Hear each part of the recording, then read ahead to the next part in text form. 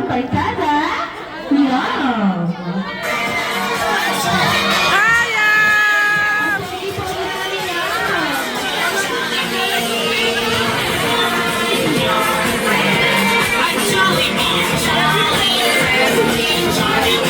At syempre ang leader ng saya at mga other than my best friend, your best friend, our best friend na, si Jollibee!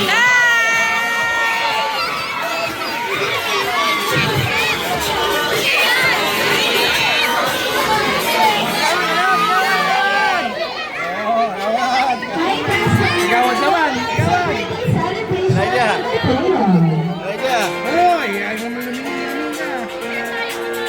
So this time, Monique, pasensya na po, samahan natin ang ating release.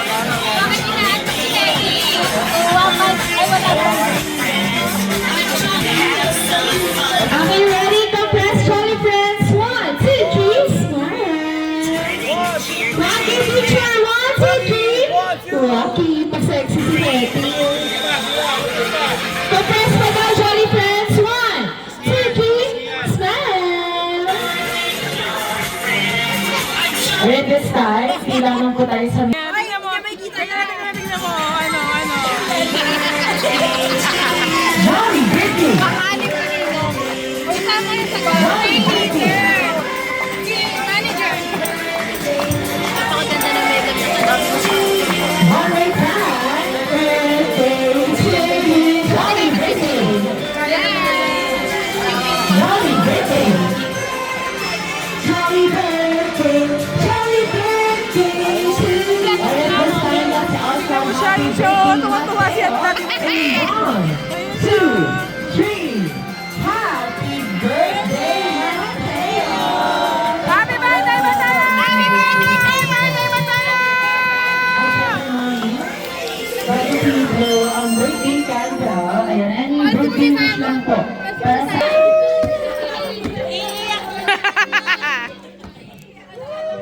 Araw-araw na lang yan na. Hello po, syempre iyak ko. Ito ba to? Sana natutulog yung anak ko, pero... sa totoo lang po, gusto ko talaga namin i-celebrate yung birthday ni Mateo with Tatay June. Unfortunately, wala siya kasi nasa barko siya. Tapos sabi namin, pagbalik mo na lang. Pero na-realize namin yung point of view ni Mateo. Na parang, paano pag lumaki siya, tatanungin niya na, paano niya sinelebrate yung birthday ko? Ayaw namin siyang sagutin na, hindi namin na-celebrate yung birthday mo kasi wala si tatay. Bagkos, gusto namin share sa kanya na kahit wala si tatay,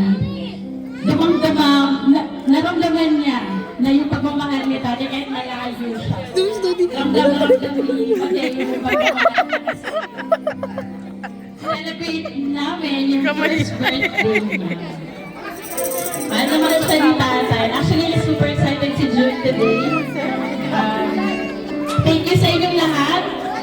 Wish ko para kay Mateo, lagi kong sinasabi na lumaki siya sa bakuran ng Panginoon. Gusto ko, sabi ko nga lagi sa kanya pag morning, Si Jollibee umiiyak na si Jollibee. life is hard, but life is beautiful. All you have to do is to learn how to be contented and how to be grateful. And for you to be able to learn those things, like, makilala mo kung sino si Jesus. Yun na. Yun lang. Sa inyong lahat, from the bottom of our hearts, thank you so much sa mga gusto ko na kayo magpasalamat din. Sorry po. Kay Lola Ditas for always taking care of Mateo pag wala si nanay. To Atita Lilian for always extending her energy. To Madrigal family for always keeping our family happy. Kahit wala yung tatay namin. At syempre mga kapatid niya, Papa Mike, Papa Shay, Nanay Diego, and Mama Mercy. Thank you po sa aking mga co-teachers. Salamat lagi sa pag-help sa aking Kids Church family. Maraming po salamat sa pagdadasal po lagi para sa amin. At yung mga kaibigan namin, hindi namin nakita kasi may anak na. Maraming salamat sa pag-insist din sa family, ang umampon. Inip niyo, sobrang gaganda ng mga puso ng pamilya. Kasi na ako umampon sa akin during college. Thank you so much. Sa inyo lahat, maraming salamat. Mahal kayo din natin iyo. And kumain pa lang po si Coach Joy and Coach Bong para ipagdasal